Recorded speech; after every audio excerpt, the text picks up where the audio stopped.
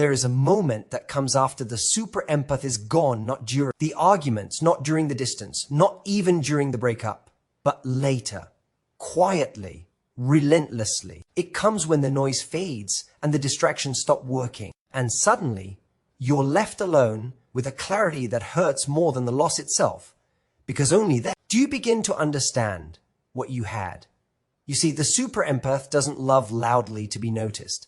They love consistently. They show up in ways that don't demand applause. They anticipate needs before they're spoken. They hold space when others would walk away. And while the world often mistakes this for weakness, it is one of the highest forms of emotional discipline there is.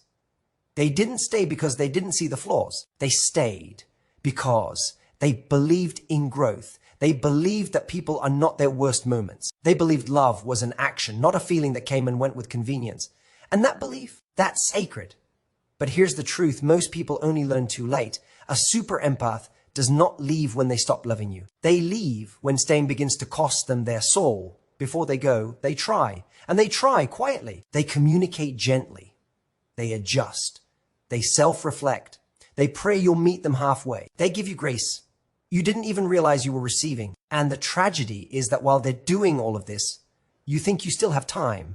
You think their patience is endless. You think their forgiveness is permanent. You think their presence is guaranteed. It isn't. When the super empath finally leaves, they don't slam doors. They don't beg to be chased. They don't leave chaos behind. They leave clarity. And that's why it hurts so much, because suddenly the emotional labor they were doing invisibly is now yours to carry alone. You notice the silence, not the peaceful kind, the empty kind, the kind where no one is checking in. No one is sensing your mood. No one is grounding you when you spiral. You begin to realize they were the emotional anchor in the relationship, the one regulating the temperature, absorbing the tension, translating pain into understanding, and now they're gone. This is when the painful clarity arrives. When you understand that they weren't too much, they were too present, that they weren't sensitive, they were aware, that they didn't overgive. They gave because they believed love should be generous, not transactional. And here is the part most people don't want to face. Losing a super empath forces you to confront your own emotional maturity because they didn't abandon you. They outgrew the version of you that wouldn't grow. Their absence becomes a mirror. It shows you where you withheld, where you avoided, where you delayed accountability, where you assumed they'd always be there to soften the consequences of your inaction. Divine principles teach us that everything valuable is entrusted, not owned. People are not permanent fixtures in our lives. They are sacred assignments. And when we fail to honor the assignment, it gets reassigned. The super empath understands this deeply. That's why when they leave, they don't come back half-hearted. They leave with peace, not bitterness, with clarity, not confusion. Because once they choose themselves, they don't need closure from someone who couldn't meet them in consciousness. And the final lesson, the most painful part isn't missing them. It's realizing that while they were there, they were teaching you how to love, and you didn't realize the lesson until the teacher was gone. That's the clarity, and for many, it comes too late.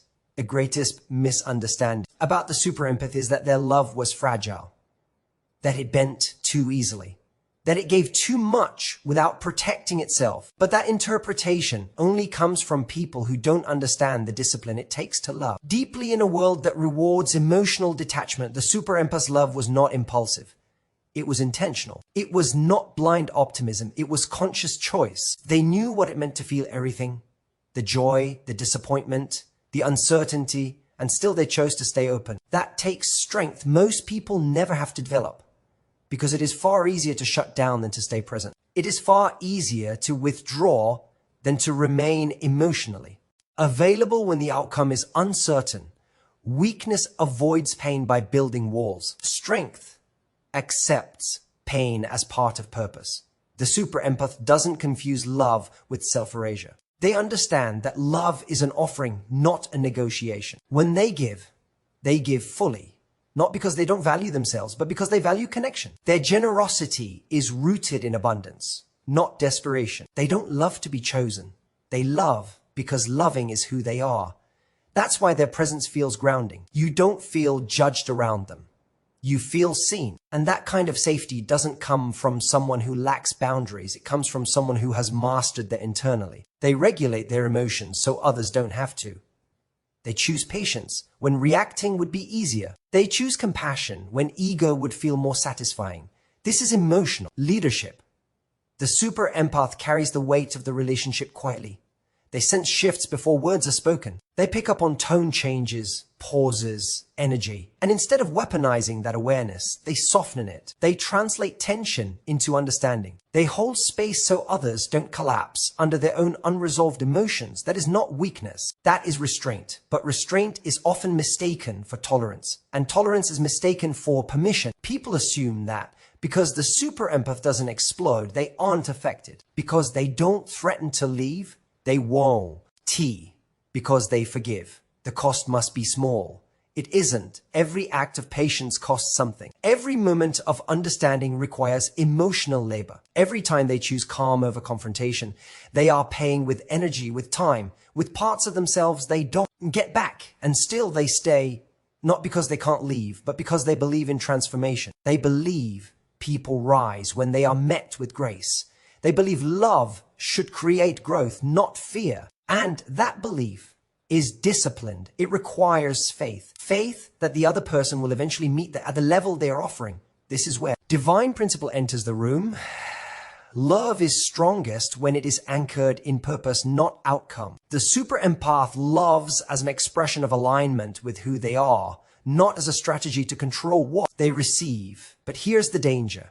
And the beauty of that kind of strength, it is silent. And what is silent is often undervalued. People don't recognize the power of the super empath until the power is no longer available, until the patience runs out, until the emotional scaffolding collapses, until the calm they relied on disappears and they are forced to regulate themselves only. Then does it become clear the super empath was not holding on because they were weak. They were holding on because they were strong enough to carry what others could not. And strength like that was never meant to be permanent where it is not honored.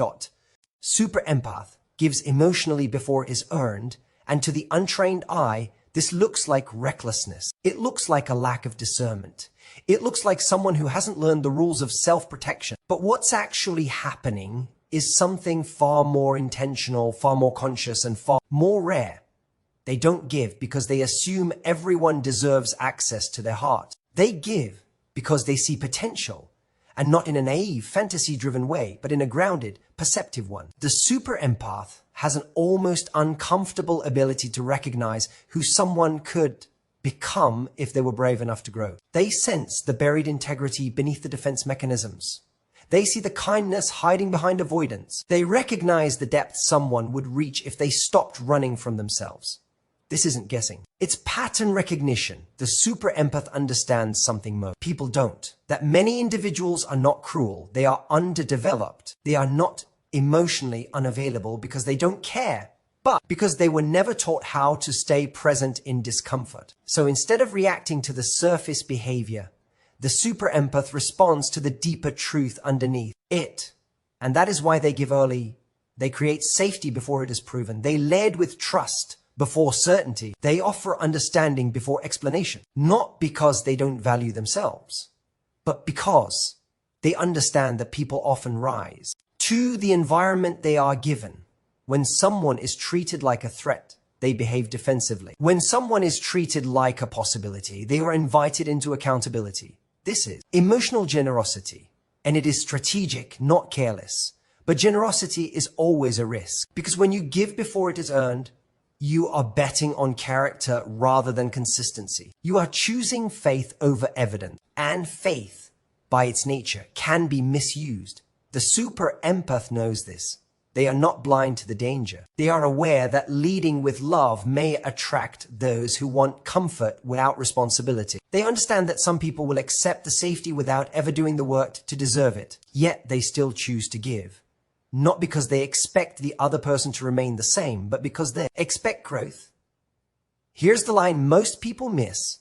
The super empath does not give unconditionally. They give initially. There is a quiet expectation built into their generosity, an expectation of evolution, of effort, of reciprocity over time. Their early giving is an invitation, not a lifetime contract. It says, this is what connection can feel like.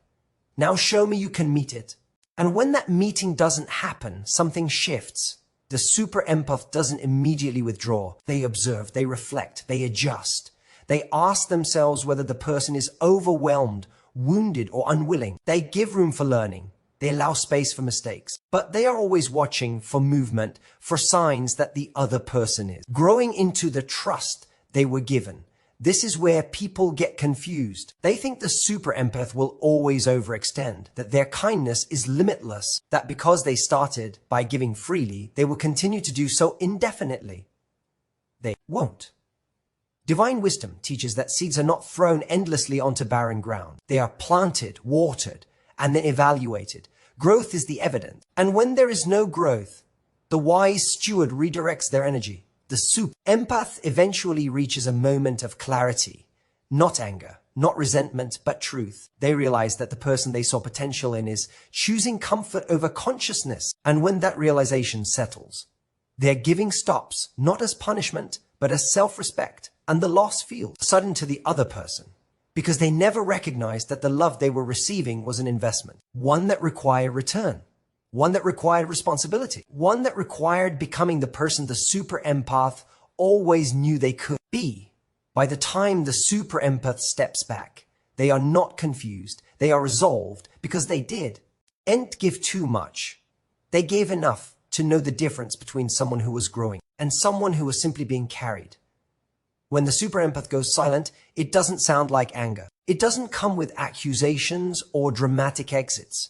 It arrives quietly, almost respectfully. And that's why it is so deeply unsettling, because their silence isn't absence of feeling. It is the final expression of it. Before the silence, there were words, careful ones, thoughtful ones, conversations meant to build bridges, not burn them. The super empath spoke with intention, choosing clarity over cruelty, understanding over ego. They explained what hurt. They named what was missing. They offered solutions, not ultimatums, and each time they hoped the words would land. But words require listeners. What more people don't realize is that the super empath doesn't stop talking because they have nothing left to say. They stop because everything important has already been said and ignored. Silence, for them, is not avoidance. It is discernment. At some point, they recognize a painful truth, continuing. To explain their pain to someone who won't hold it is a form of self-betrayal. Repeating the same truth to someone who refuses to hear, it doesn't make the truth clearer. It makes the speaker smaller, and the super empath will never shrink themselves just to remain connected. So they choose silence. Not as punishment, not as manipulation, but as a boundary that no longer needs explanation. Their silence is the sound of emotional clarity settling in. It is the moment they stop managing the other person's comfort and start honoring their own limit. And here's where the shift happens. When the super empath is present, they cushion everything. They soften the consequences. They regulate the emotional temperature. Even conflict feels contained because they are holding space for resolution. But once they go silent, all of that disappears. The emotional echo chamber collapses, and suddenly the other person is left alone with their own thoughts, their own patterns, their own unprocessed behavior. That's when the silence becomes loud. It shows up in moments you expect reassurance and don't receive it. In pauses that used to be filled with empathy. In days when no one checks in. No one senses the shift in your energy. No one offers grounding. The silence forces reflection because there is no longer a buffer between you and yourself. This is why the super empath silence feels heavier than words ever did. Words can be argued with.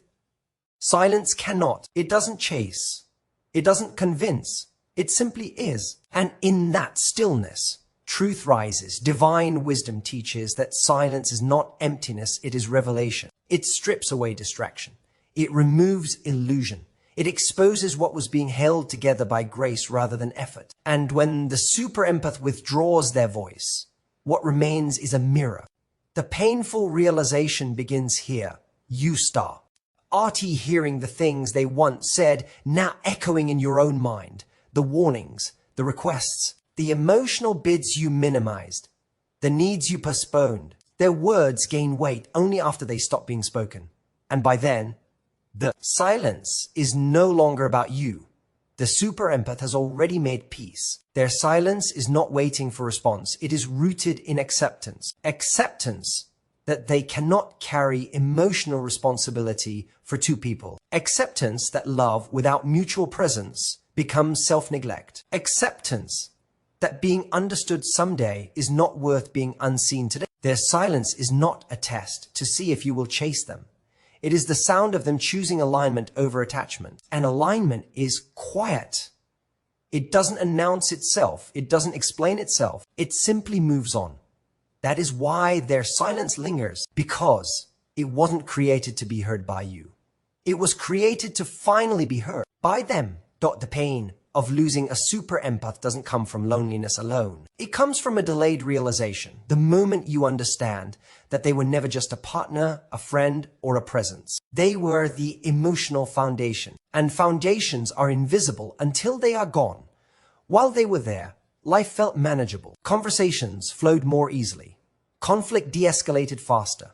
Stress didn't spiral as deeply. You may not have known why things felt steadier, only that they did. The super empath was quietly doing the work of emotional stabilizer. Tie-in, absorbing tension, translating feelings, creating safety without demanding recognition. This is what makes their loss so disorienting.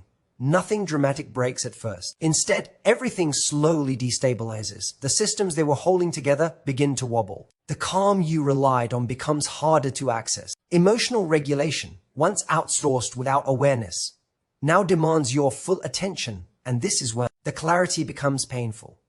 You begin to notice how often they were the one who initiated repair, how they named what was wrong when you avoided it, how they offered empathy even when they were hurting. They were the emotional interpreter, taking raw experiences and turning them into understanding. Without them, miscommunication multiplies. Inner chaos grows louder.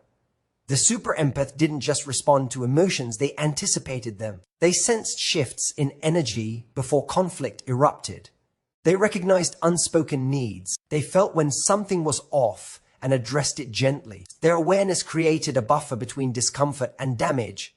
When that buffer disappeared, everything hits harder. Moments that once felt navigable now feel overwhelming. There is no one softening the edges. No one reframing your emotional experience in real time. The weight of your own patterns becomes unavoidable. And that's when the realization settles in. You weren't just loved, you were supported in ways you never learned to replicate. This is where regret enters. Not because the super empath was perfect, but because their contributions were unseen. Emotional labor, when done well, looks like effortlessness. And effortlessness is easy to undervalue. You don't notice the scaffolding holding the structure together until it collapses. Divine wisdom teaches that every relationship is a stewardship. Each person brings gifts meant to be honored, not consumed. The super empath's gift was emotional stability, the ability to hold complexity without chaos. But when that gift is taken for granted, it quietly withdraws. And when it does, the contra is sharp. The absence of the super empath reveals the full cost of emotional neglect. You realize how much they absorbed so you wouldn't have to. How often they chose peace over being right. How frequently they carried emotional weight that wasn't theirs to bear. Their presence made imbalance feel normal because they were constantly compensating for it. Once they're gone, there is no one left to compensate. This is when the pain deepens into understanding. You begin to see that the relationship didn't fall apart because love ran out.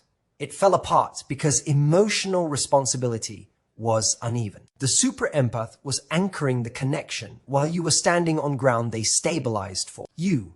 And now you're standing alone.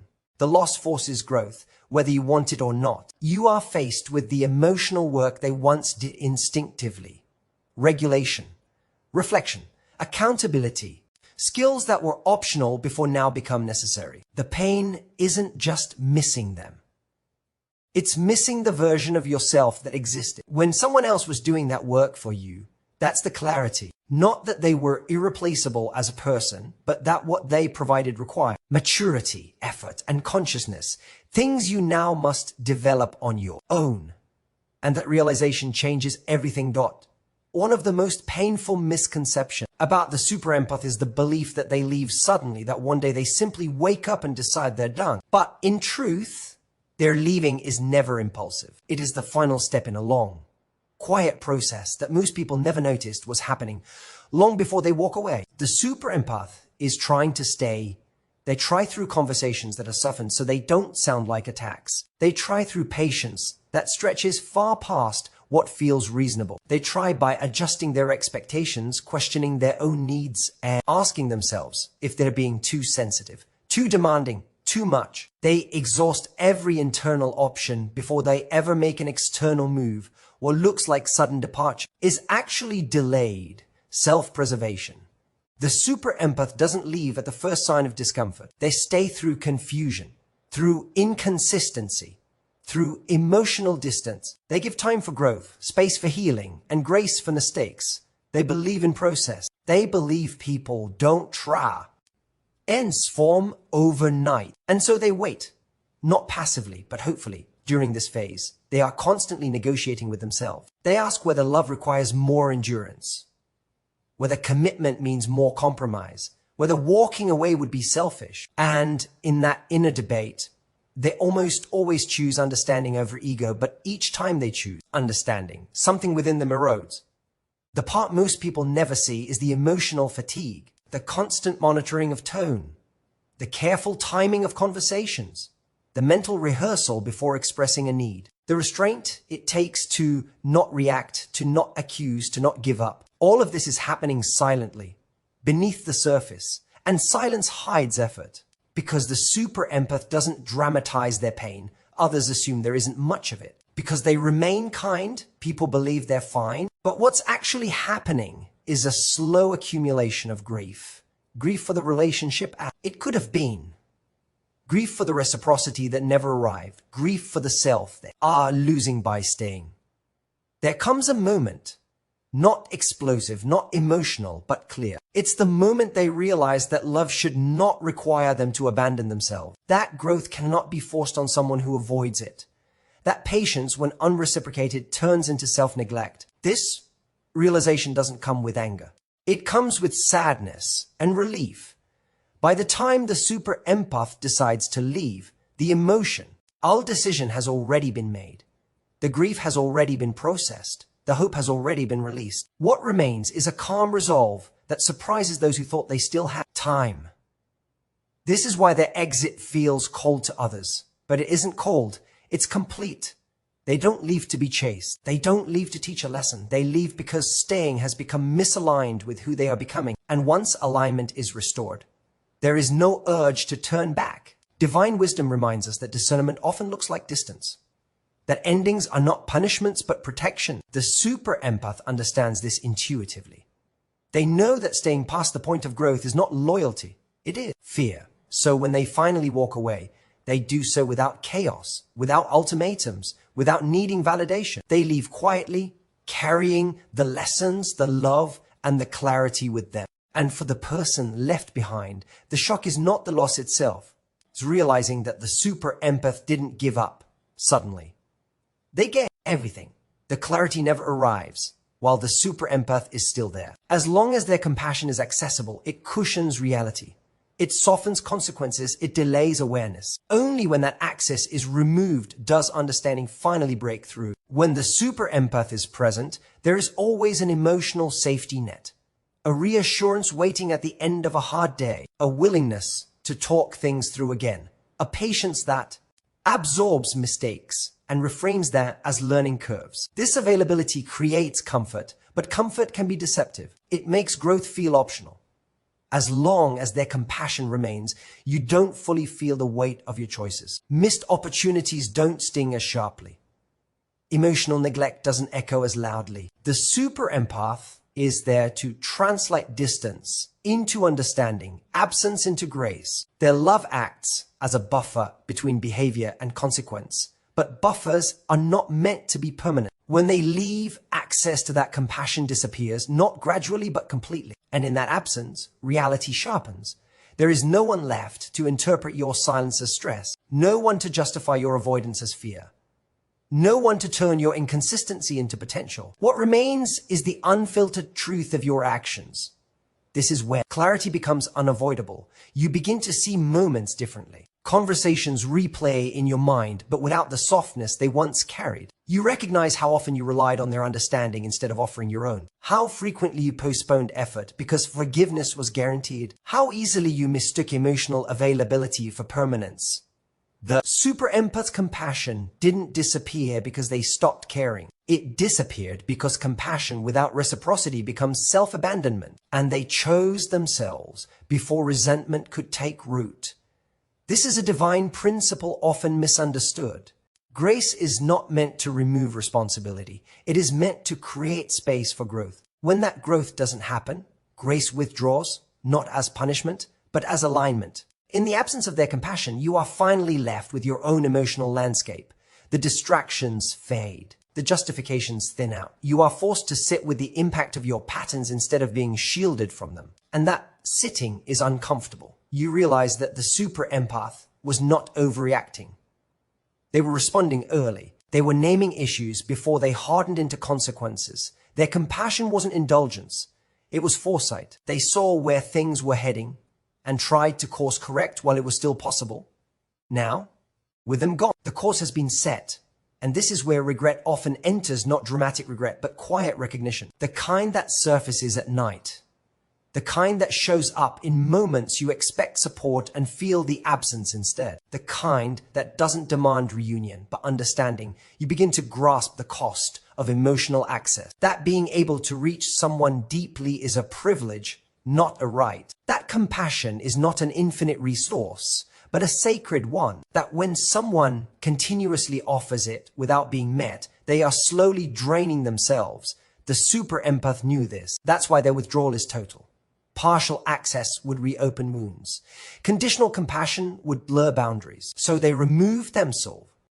Fully, not out of cruelty, but clarity. And in that clarity, the truth finally lands. The loss isn't just about missing them. It's about missing the grace period you didn't realize you were in. Because only when compassion is no longer available do you understand how much it was doing for you and how much responsibility you now have to carry on your own when the super empath is gone. Their absence doesn't just leave space, it leaves reflection.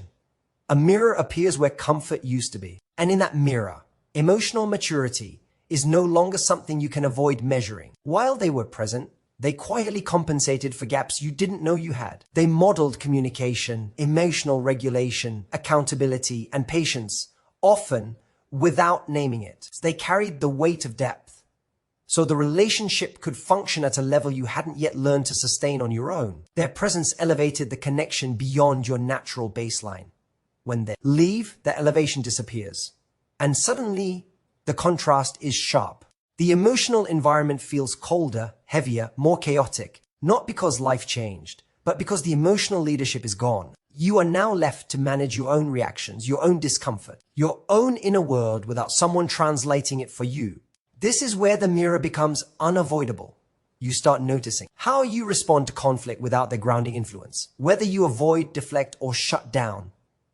You see how quickly frustration turns into distance when there is no one guiding the conversation back to understanding. Patterns you once attributed to circumstance begin to reveal themselves as habits.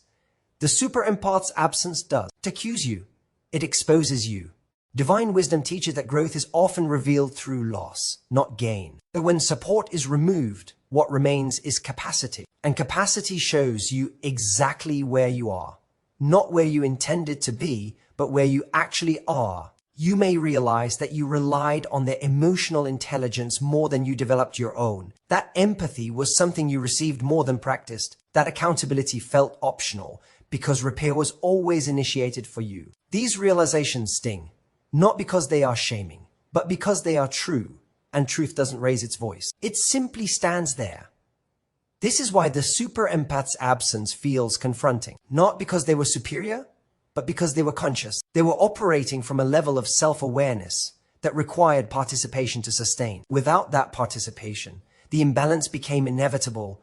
Their leaving doesn't mean you failed as a person. It means you were invited into a level of emotional maturity you hadn't yet chosen. And when the invitation expired, the mirror remained. Some people look into that mirror and turn away. They distract themselves. They replace the super empath with someone less demanding emotionally. They label the loss as incompatibility instead of initiation. And in doing so, they protect their ego but postpone their growth.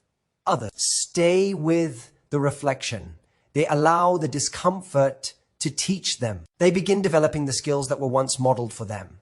They learn to listen without defensiveness, to respond instead of react, to take responsibility without collapsing into shame. For these people, the super empath's absence becomes a catalyst. This is the final gift, because even in leaving, the super empath continues to teach, not through presence, but through contrast, not through guidance, but through space. Their absence asks a single unspoken question: who are you when no one is carrying you emotionally? And how you answer that question determines whether their leaving becomes a wound or a turning point. Thank you for trusting me with your thoughts and time. Your journey toward growth is inspiring. Wishing you clarity, strength, and peace on every step ahead. Goodbye for now.